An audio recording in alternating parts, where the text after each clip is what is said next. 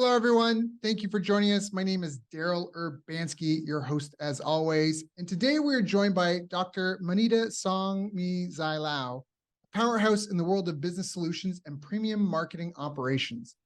Currently the vice president at Tiger Resort Leisure and Entertainment, Inc., Dr. Lau has an illustrious career spanning over 2 decades. With a doctorate in business administration from California Southern University and an MBA in human resources from Chaminade University of Honolulu, she's a seasoned expert in business development and strategy. Dr. Lau is renowned for her ability to cultivate successful teams, launch strategic directives, and foster strong business relationships. Her mantra, excellence in every endeavor. I've asked her to join us here today to share her story and talk about the world of business, leadership, and success. So Manida, thank you so much for joining us today. How are you? Thank you for having me. I'm great. Thank you. And happy Friday from Manila. That's right. Happy Friday from the Philippines. What?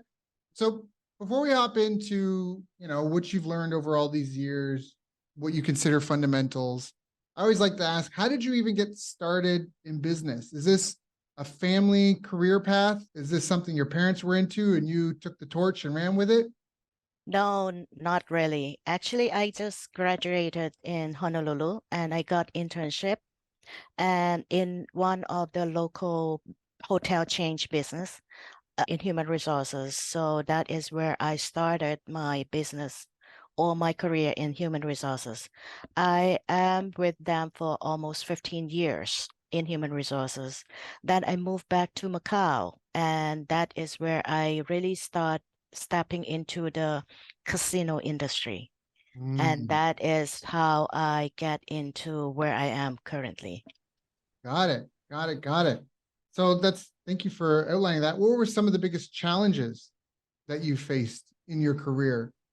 I believe is because I was born in Thailand and grew up in Macau and then get educated in Western. So that is more like a cultural kind of cultural shock for me in the beginning. But luckily in Honolulu or Hawaii, we know that they have a very great melting pot, that they are a melting pot on different culture, different nationality that were joining over there. So that is a lesser shock to me. But what happened is that once I get used to how it was, especially in the business world over there, the Western way of doing business and management and all that, the first time when I moved back to Macau, and that is where I do not say it's cultural shock, but it's more a management or business shock to me. Yes, because in the US especially, discriminations, age discriminations, the how you look and all that is discriminations, especially when I work in human resources for so many years. Right. But once I stepping into Macau business, that is the first thing, because I work with the pre-opening team in Venetian Macau. My boss, who were the director of rooms at that time, just gave me a bunch of what you call the CV, our resume, and to look at, to select it, because I initially were in the front desk at that time, the front desk manager. So I looked through the CV, of course, with my previous career that is in human resources. I would look at the skill and all that to match. However, when I submitted to my boss, it's completely different because they have this picture attached to this CV. So he goes by the look, how they look. The photos, is this pretty enough to be in the front desk and all that? So I was open my mouth and said, what is, you can do that? Because what I find is someone who is very handsome, but he has 10 years experience in security, but he chosen that person in the front desk because of the look. And so I was really shocked at that time. Yeah, that is the main difference that I find in my career. Yeah. That's a real challenging thing, because obviously we want to have a meritocracy where typically the best people at performing in the job rise to the top without discrimination. And it's tough because there's some people feel they've established rules of thumb and it might be really discriminatory to other groups of people. There might be validity to it, but it may not apply to everyone. We got to help her to I'll give you a good example to that for the audience that may or may not, because we have a worldwide audience. Like we got to help around here cook, clean, make sure our daughter gets to like her sports, her soccer, ballet, jujitsu, math school, all that stuff. And we originally got a younger girl, and a friend of ours said, "Oh, that's a mistake. You don't want a young girl. You want an older woman." And I was like, I don't know. As long as they perform, they're certified. They did the course. I think it's BNI or something cleared. Like we're good. Right. We picked the best one. But when she came, I realized she'd taken the job. She is a daughter in Davao who needs medicine, and she's got two young kids. And I felt like it was sometimes uncomfortable because I'd be here with my family, and I know like she's away from her kids. She's like on FaceTime with them, and she ended up not staying and leaving. And I felt like part of it was just her life situation. She was just trying to make enough money to pay for meds back home, and I'm not really sure. And I almost felt like there's a bit of an issue because she's at that age where she's trying to have her own family and it's not functional. And then she's here with us and we're very functional. And I just felt tense. And then we ended up hiring somebody else who did happen to be older. It wasn't that we necessarily tried that. And it has been great. It has been like, what a great fit. But it's a tough line to walk because you don't want to discriminate against people that could do a great job and maybe just really need to be given a chance. Can you speak to that a little bit? What is you've across culture, all the rules, right? Working different countries. Can you speak to that a little bit? Like, how does a company navigate that? Sure. Actually, what I could say is that it really depends on the country, how their labor law are. When I moved from Macau to the Philippines, I believe the Philippines is still using the US in regards to the labor law and the discriminations. That is similar back to where we were in the US. Is I believe if you are going to move around the world, you just have to really adjust it to where the culture is. Otherwise, you would really have a hard time in managing the people that that they were under you. Right. Because when I were in the US is oh no when I were in the Philippines, the people that under me is really different from those in Macau Right. or in the US. I find that people over here is tend to be a little bit very sensitive. They are very friendly, they are very sensitive. It's easily to cry.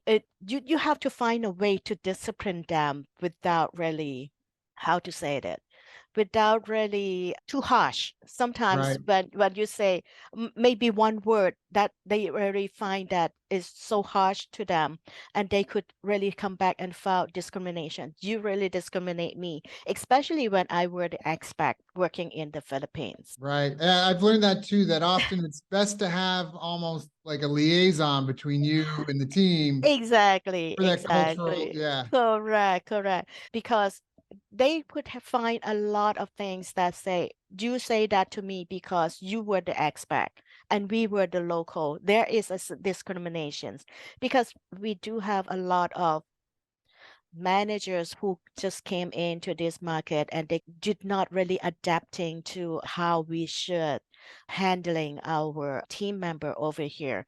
So they did get sued on those. Yes, we do have Wow. examples of those. Yeah. Yeah. I read this interesting. I was reading a book about working with Filipinos. And one of the things I thought was interesting is like people don't think about the nuance. There's actually a book called, maybe it was Blink. It was Malcolm Gladwell. He wrote a bunch of good books. I think it was Blink. It was about expertise, but it was talking about the difference. It might have been the tipping point, but he was talking about the difference in culture just in the United States and China, and how in China there's lots of rice farmers, and rice farming is a very complex thing. There's a lot of intricacies to it. But then you have the culture in North America. You've got the farmers of the North and the livestock and cattle ranchers of the South, and that it's a different thing. In the South, you're trying to protect your herd from poachers, from wild animals. And so being tough and just like being a deterrent alone and attitude wise, I think there was a court case mentioned where these guys used to bully at a gas station, used to bully some kid all the time. And one day he came and shot him with a shotgun. And the jury in Texas was like not guilty. And the reason is he wouldn't have been much of a man if he didn't do anything about it, was them. But for us in other parts, we're like, that's crazy. Like, what are you talking about? But it's a different mentality as a cattle rancher versus, again, the Chinese. what the different styles of farming and to rope this in, I'm from Canada, and in Canada we have 4 seasons. So if you have to grow your food, you have 4 to 6 months, maybe 8 months to grow food in. So you better be on time and schedule really fast, or your family will starve. Whereas in the Philippines, you can grow food all day, every day. You can take a siesta nap in the afternoon. And it was like just describing some of the cultural differences, that punctuality and urgency is a little different here. And also because of the colonies, the colonizers, like the Spanish, when they came, often the captain, he would be late to things because he's such a busy guy. So it's almost fashionable if you go to a birthday party here or an event that the main guest shows up late. And it's a sign of importance and value that they make everyone wait for them because they're so important. Whereas for us in the West, we're like, what is wrong with you? And so it's this cultural thing. If you're the boss, you should be on time. You should be there early. And so these slight cultural differences. Yeah, it's working in what I really realized that it's not only about how you know the law, but you also, the most important is how you know the culture and the way that it works there. That would really help and on how you are going to manage in that country. And how do you suggest, like, what do you do if you feel like you've got to work with a different culture, and how do you juggle that?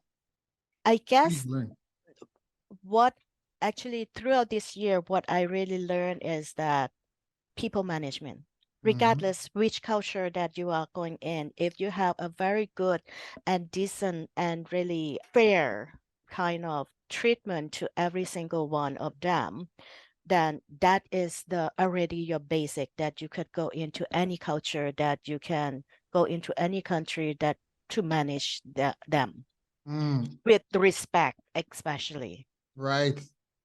Have you read the book How to Win Friends and Influence People? I read through halfway. Yeah. I think that might be a good guide for people if they're looking for a book. It's just a good guide where if you don't know where to start, and if you're on a very multicultural, that is such a great book. It has been a classic for decades. And I think part of it is because it has little nuanced things about how to deal with humans. And you don't want to be naive. I remember I first went to Japan, and I was so naive. I remember we stopped over on the west coast of Canada for 3 months. We're flying to Tokyo. And when we finally flew to Tokyo, my friend drove us to the airport and dropped us off. And when I was walking into the airport to fly to Japan, he was like, sayonara. And I remember turning back and be like, yeah, that's Japanese, isn't it? I had no idea what I was getting into. And I was all like, we're all humans. We have hair and skin and hearts. And we're just people, one earth, one love. There are real differences between cultures. It took me 1.5 years to figure out how offensive I was in day-to-day engagements, just being a happy, friendly Canadian walking around, not trying to do anything. Like in English, you've got like casual, casual, rude, casual, polite, formal, 3 layers of etiquette. In Japan, they have 5 layers of etiquette. I have a friend from there. He lived there 16 years and eventually got married. And on his wedding day, he said it was like out of a movie. He went to sleep the night before, drinking up with his buddies, laughing. And the next day, he had no idea what anybody was saying to him. And he was just being ushered through the day because they were talking to him with the highest level etiquette. And it was a vocabulary he had never heard before. So like people are giving speeches and crying, and he just has no idea what they're saying because he'd never heard that level of etiquette before. Yes. I think respect is really important. I think on the Western culture, we tend to be very direct when we say things. Right. But sometimes in any culture, especially on the East, Asia and all that, you have to be a little bit respectful, especially if the person is a little bit older than you. Then you need to talk to them a little bit more respectful, even though you are disciplining them. You have to be respectfully disciplined. Right. You have to love on the person. You have to almost really make sure you separate the person and the issue at hand. And let them know that I really respect you and value you. This thing here, though, we have to talk about. Not you. Exactly. This thing here. So what are some, you've given some great tips, talked about respect, understanding the different cultures, really diving into understanding, just mastering people skills and fundamental people skills. I think we're so far from the day when some people would bring cupcakes or something for the office, or make a personalized birthday card for someone. I'm like, in the Philippines, I don't even know where you go buy birthday cards here. I'm so surprised by that. So some of these old school fundamental love on people skills, are there any other behaviors or skills that you think are important to improve or develop? I have been talking to even to my own teams. I always said, you know what? I am, even though whatever my title is, VP, director, or whatever, that is just the title that for me to take on any responsibility that I have towards you and also towards the company. And Mm, also those were the title, just the name, just the things yeah. that I have to face outside world. But in the office, in the workplace, I'm just like you. I'm just Manida. I Mm, learn from you, you learn from me. So we just share our knowledge together. mm, So that is how I really manage my team. And mm, besides, I also to grow them.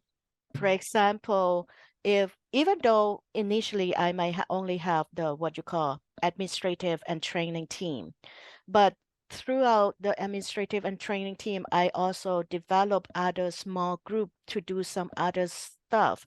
Let's say the system, handling the system and all that. I look at how my team, what are their skill, and I try to move them to develop other skills. So that is how I kind of grow my team in mm, terms of their talent and skills. Yeah. Thank you. Great answer. Now I want to pivot a little bit. What does premium marketing operations mean? Okay, if you go into any casino, especially the integrated resort, you will see the counter inside the casino floor that is the membership. So those are and also the sign up your membership. We do have the counter that do the reward circle items, exchanging your points for some items, and we are handling all the VIP that come in, the host. So those Mm, are the premium marketing operations. Yes. got it. So you're hitting a lot of the VIPs and subscribers to the Correct. casino. Yeah, Correct. got it. Can you speak to what you feel are some of the fundamentals of marketing and sales to VIPs like that? Actually, my my world before in hotel hospitality, you can say that. And my world right now is in casino. Right. When I compare the type of clienteles or the way that I have to service them, they are completely different world. Mm, The hospitality side, yes, you might have some demanding guests and all that, but this demanding guest is only to a certain level. But when you mm, come to the casino, they are completely different. Their demanding is way beyond what you can r- imagine. really? Yes, especially on the VIP side, I can give you some example. Let's say, for example, I have this one VIP guest that come in with different different ladies at different Mhm. times. So our host would have to know, okay, when this lady come, I can just say Miss. When this lady come, I cannot mention about the Miss. I have to call her Mrs. And so all of that Oh, thing. So when the guest would tell our host and say, "Oh, can you help me sending this gift to this person?" Our host would have to know, okay, this person is a Miss or a Mrs. right. Otherwise, we would address them completely, totally And disaster. yeah, the wrong mix up there, the wrong gift to the wrong Exactly, woman could cause a exactly. lot of problems. And our guest is very demanding. Yes, What are demanding. some other examples of demanding and how do you handle that? They would come to your host and then ask your host, hey, do you have a lady to introduce to me? I just want it for one night. So our host would have to be the agent that know where to get comfort. Our host is just like a salesperson that need to know every single things. It's Wikipedia that you can tell that they know if the guest come and ask for this, I know where to get it and to justify.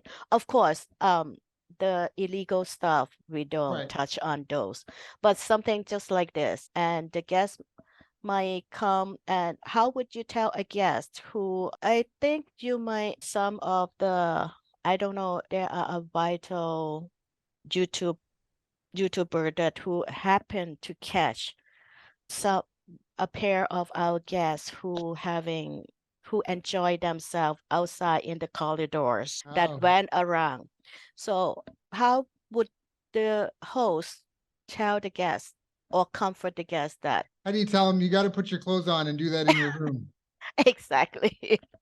It sounds like a bunch of teenagers, a bunch of drunken teenagers that Not really. you have to, Not really. like a Our bunch of guess is wild, drunken teenagers that just horny people humping everything. No, I'm just making jokes here, but yeah, right. but that's a But delicate situation because exactly. I guess part of the casino is it's the whole what happens in Vegas stays in Vegas kind of thing, in the sense of people come to cut loose and relax, and at the same time you have to have padded corners around things, if that makes sense. Like they're coming to it's an amusement park for adults to a certain extent, but Yes. there's real laws, right? That you have to be, and there's also you can't have one guest infringing on the experience of another guest, right? Family can't come out of the elevator and see these two in the hallway. Mm-hmm. Yes. We are dealing with type, different nature of guests. Right. It Yeah, can come in with I'm not discrimination here, but it's just right. that some lower class guests, we also have to serve them. Mhm. Some CEO or owners of a big company, we also have to serve them. So they have different type of demands. Yeah, that makes perfect sense. And then, so that sounds like that kind of covers the premium marketing operations. How many you say the person has to be a sales rep? How does that work? Like, how do you market and sell the premium services, the membership, the VIP experience? Because some of this isn't, I've been to Vegas a bunch of times. Some of this stuff is not cheap at all. Is there any fun? I'm just asking for the small business owners that may be listening to this. Maybe they're starting out, maybe they're struggling. Are there any fundamentals of marketing and sales that you think apply, or how are they different between one type of clientele versus another in terms of fundamentals? I think the fundamental is just the relations, how your host building the relations with that Mm. guest. We do have hosts that has, doesn't matter which company that they move to, the guest would follow them because of Mm. the relations that they have been built with that Mm. guest. Yes. Got it. That's a Yes. really powerful message. Yeah. Oh, yeah. And this reminds me, I went home for Christmas. I had helped a client do $1 million in San Diego. And I went home for Christmas and I was, running into kids I grew up with. And one of them was a contractor. And he was like, Daryl, what's the best marketing dollars that I can spend? I want to grow Mhm. my contracting business. And I said, where should I do, like Facebook ads? What should I do? Should I do flyers? How do I make money with my marketing? And I told him, I asked him, where does most of your work come from? Like, how many clients do you have? He's like, oh, I got maybe 4 or 6 guys that send me most of my work. I'm like, and how much are these guys paying you? And it was a significant sum of money. It was well over 6 figures. Whether it was one-on-one or combined, I forget. But when I said, then the best marketing dollars you could probably send would be a bottle of their favorite drink on their birthday, Mm-hmm. That's right. Christmas gifts, That's remembering correct. their anniversary, their kids' names, their kids' birthdays. That's This is some of correct. the best marketing dollars. And I can attest to this. I probably have clients. I have one client in mind I'm thinking of now. I probably paid maybe $500 over 3 years, and she probably paid me well over $250,000. My wife, same thing. I told her to do the same thing, and she sent chocolates and cards to some of her guests. And that one guest I think referred 7 clients to her and stick with her for over 3 years as well. And I think the resounding message for this is get better at loving on people. And especially in an age where everyone wants to automate everything, or I know my background on Zoom, for those that have the video, is the beach, but everyone wants to just be on the beach doing what they want to do. The people that are spending the money, they have a problem, or there's something that they want and they're spending money to get that. And when they're paying that money, they don't want you to be checked out somewhere else. And I think that's a big, are you, yeah, I don't want to word you I enough. think because nowadays we also rely on the technologies and we Right. forget about the human touch. So I think that is the very important, the human touch. Even though you just go and say, "Oh, hi, Mr. So and you have been with us for so long. So how is our service?" A very simple conversations, just to Yep. get to know them. That is real things. And how do you help manage all these details for hundreds and thousands of guests and have front staff? Because I forget the name of it, but there was some study done. It was like 125 people. Like the average person can only hold 125 contacts in their head. And then Yeah, everybody else can be, it's just shuffling for a position in those top 125. I have to give this credit to our hosts. They do handle their 100 guests each. They know them. Yes, they know them.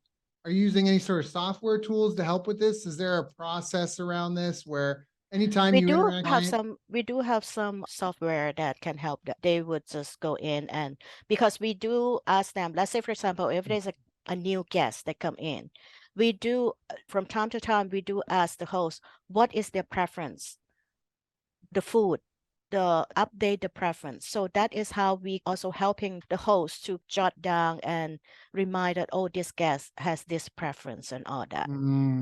Yeah, I have one of my best friends. He's just a fantastic, probably one of the best marketers I know. And he always says every time any of my staff engage with a customer, there must be a button to be pushed somewhere. Anytime Exactly. they engage with someone, there must be a button or something to be clicked to Yes. track and note that engagement and what it Correct. was. And sometimes it could cascade a whole series of events. Like at Yes. my martial arts school, if somebody joined, I had a 6-month contract and a 12-month contract, and I had an email follow-up series automated that it was maybe, I don't want to say impersonal, but it was the things that would be the same for everyone, like first week follow-up survey, end of first 30 days, like a mini course for onboarding, 5-month follow-up, and just things that are kind of default for everyone. Like you say, the nuance personalization is tough, Yes. but that's That's right. doable too. I actually had in my martial arts school, we had an internal web form. This is a tip for anyone that may be a little bit savvy. We had an internal web form for staff, like one of the fields, like you have name and phone number and all that, but there was actually a field for injury and a button to click, a checkbox. And if somebody had gotten injured, they had to put the injury in there and check the checkbox. And the syntax was your blank, your knee, your shoulder, your finger, your ankle. And I had a campaign that went on for 3 years that would follow up with them. And I've got emails from people. I got this one guy's, dude, I haven't been at your school for a year and you're asking me how my knee is doing. You are the greatest coach ever. And it's not like I was emailing him every day. There would be like an 8-month gap.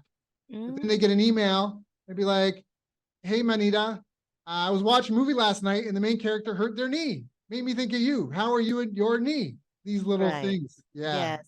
Just some details, observations, and all that. That would help a lot. So is there any sort of training that you offer staff to help them develop these skills? Some of it's people skills, some of it sounds like leadership, marketing and sales. Actually, when we selected our host, we do have to select it from their characters because not everyone is a great host. Some of them do not really have that upsell skill, or some of them don't have that detail-oriented kind of personality. And some of them is too shy to be the host. So we do have to find a perfect personality to be at where they supposed to be. And outgoing that is a must for a salesperson. You have to be an outgoing person. And right now, last year, what we have a training with for them is the cultural training, because our guests coming from all different part of the world, so they need to be a little bit aware of, let's say, Chinese, what are their superstitions when they play gambling and all that. So we do have that kind of training for them to know about it. Yeah. Is this something that's developed by a department in-house, or is this something that you get outside? No, actually, we recruiters? ask because we do have some expat from Korea, Japan, and all that. Those are the team members that we pull on and let them share what kind of, because it it is hard to have a trainer who don't know our industry to come in and really train our host. They have to have that gambler mindset that thing. So we normally pull from our own team members to come and do the training. Got it. And what are some of the habits that you're the most successful people that you have? What are some of the habits that you've seen over your years that you think are the most important in terms of success and longevity in sort of these sales and marketing roles? Is the how to say it is the someone who can bring up a topic professionally and not just like a housewife that going around and gossiping about certain thing, because you are still representing the company, so you have to have that professional in you. But also you can bring up any kind of topics that you think your audience is interested in. Let's say, for example, if you're facing someone who has a business in maybe in textile industry. Okay, you might have to bring up, oh, where are you? I know that in currently a lot of foreign company were being pulled out from China and go to Vietnam because they have a cheaper labor and all that. So those kind of things that they need to carry in them and know when and where to bring it up. So they need to be able to. So that way they can build a rapport between their audience and them. Yeah, that makes perfect sense. What do you think are some of the biggest mistakes that you see either staff or other entrepreneurs making? Even when you talk about going shopping today, what are some of the biggest mistakes that you see others making? Our host has too much of the leadway, and also because we gave them a lot, we empower them a lot when they can bring the guests to eat, and then we authorize them to come, we authorize them to give gift and all that. So this is also some kind of, I think is a weakness to the business too, that we empower them too much, and it is a lot of temptations there that they would use this power for their own. Yes, Right. they might bring their whole family to come in and just using some of the players' account and to come and to, because we have it is a lot of temptations over there. So do you find you have to micromanage people, or how would you handle that? How do you handle it, I should say? We reminded them, and we do times to time audit. Yes, to keep them in track.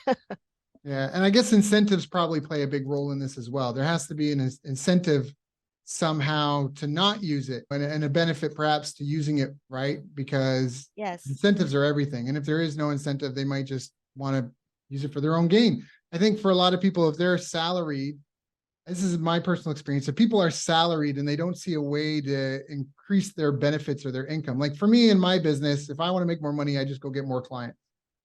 It's not, I've got the training programs and that, and there might be extra work in terms of getting the onboarding and hiring new staff and making sure they get figured out. But generally, I've got a lot of the systems in place since I use a lot of software.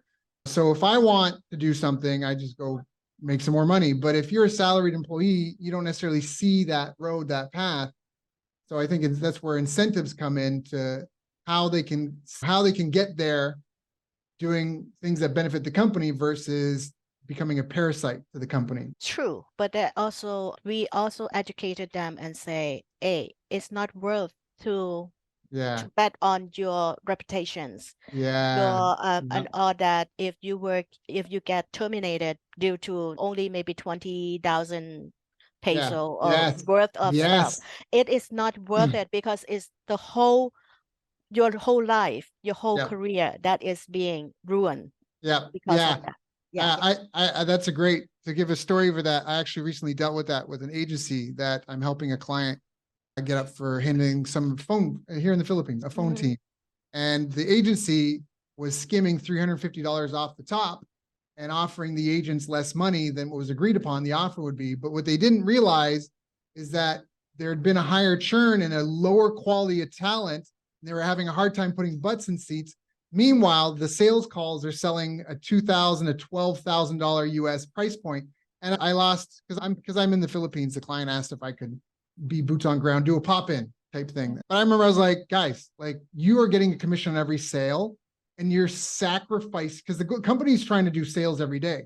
Like they're trying to make $2,000 to $12,000 sales per day. You don't build a world-class team scamming $350 US so you can have a little more extra money in your pocket. Like guys, like what is wrong with you? We put together a great package, a great offer that we might even attract talent from other companies come work for this. And instead you thought we were paying them too much. And so you gave them a better offer and pocketed the extra cash for yourself. And now you've got emotionally unstable people. We got a couple good people, but it's supposed to be like 6 seats. And I'm like, we have 2 good people and it has been musical chairs for the other. And I think that's a great point of view, great perspective there. Where do you think the future of this kind of thing is going? Because we've obviously right now, there's a lot of geopolitical things happening, economic things happening around the world. There's a lot of technology that's very disruptive. Some people, myself included, feel that there's a particular unelected group that have a specific agenda they seem to want to impose on the world. How do you see all this in terms of what you're doing and how you're handling people? Obviously, we also just went through this pandemic where there was a lot of division in countries and people around the world. How do you handle that? And what are you looking at? I'm sorry if this is like a big question, but what are you paying attention to that's you see coming down the road in the next 3, 5, 10 years that you think listeners maybe should be paying attention to as well? I think is lack of manpower. Mm. Yeah, because everyone turning to do their own business, and also throughout this pandemic, they already turned on to do their own business, to build their own business, or to work from home. They required only work from home job and all that. So the business like us, we are really struggling with the manpower. Yeah. Yeah. I've heard that from almost everybody that I know that has large bases. New hires are tough. It seems like there's, like you said, a lack of manpower and increased competition. Exactly. Because people around the world, especially Macau, Singapore, and all that, they are being recruited, our team members, and a lot of them already moved over there. And some of them were just migrated to US, to Canada, to Australia. So we are really, a lot of talent is being moving out. Yes. Right. Sounds like there's more of a focus on excellence. One, because of increased competition, but also the staff want to work for someone that does something excellently. And then it also sounds like there's more of training staff up, like bringing people in and training them up and trying to retain the staff that you have. So we also have to look at how to streamline the work and maybe automated some of the work, because I always tell my team, I said, don't expect we could get any bigger manpower than what you have currently. What is it that we did previously that we can combine and consolidate or streamlining on the process? So those are the things that we are looking at also. I love that. That's a great tip. And it's not automating for some people. And I'm super guilty of this. I've automated things that didn't work before I automated them. And after I automated them, they still didn't work. So you really got to crawl, walk, run into automation. You have to do it manually and then automate it, seek to automate. And with the technology today, people would be surprised how much is possible. Yes. So now, is there anything, first off, I've got a couple pages of notes here. I love that things that we've talked about. First off is understanding, of course, complying with the laws, but also the culture. And so what may be the culture in one country may not apply to another. And you really need to be aware of that.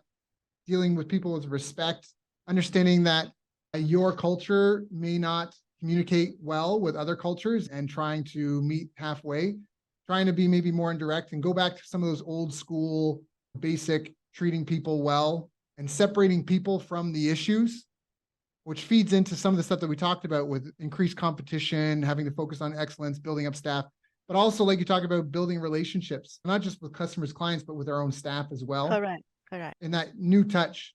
And then we also talked about really like obsessing over the small details, it sounds like, with clients and customers. If you miss versus misses, it could cost you a whole lot of business.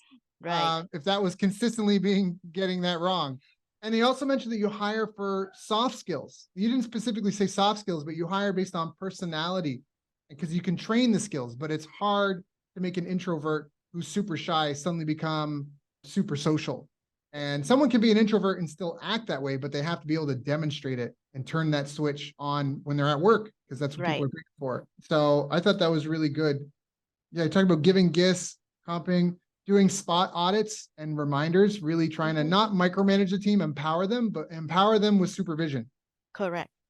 I think is really good. Is there anything that I haven't asked you that I should have asked you? I cannot think of anything. Yeah, this was a great call. There's a lot of great details and insights on here. If people have more questions, if they want to follow up, what are some of the best ways for them to reach you or get in contact? They can reach me on my personal email, Okay. manidalau@gmail.com. So that is MANIDALAU@gmail.com. If you have any That's questions correct. for it, you can reach out to her that way. You can also look her up on LinkedIn if you want. It's Dr. Manida, MANIDAXONGMIXAYLAU. And that is pronounced, hold on, I got my notes here. Manida Xongmixay Lau. Did I get it right? That's correct. You got it on spot. And the cloud goes wild. Wow. So Manita, this was a great call. This is, I think, going to apply now. It's going to apply 5, 10, 15, 20 years from now. These are really good basic fundamentals of business. Thank you so much for coming and sharing with my audience and I, knowing that you have your own to-dos. You're on your day off to do this interview. It is very much valued and appreciated. And thank you so much for your time today. Thank you so much. Thank you so much for having me. Thank you.